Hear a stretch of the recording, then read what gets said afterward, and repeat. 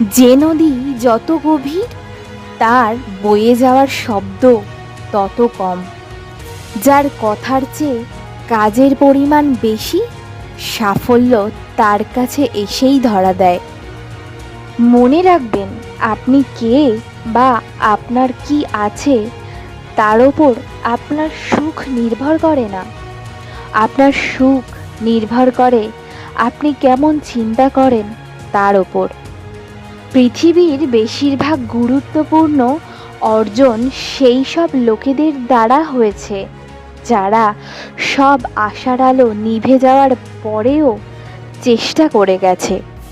সফলতা পেতে হলে অপরের অভিজ্ঞতা মনে রাখুন, নিজের উদ্দেশ্য সামনে রাখুন, সাফল্যের জন্য মনকে তৈরি রাখুন, যতটা সম্ভব অভ্যাস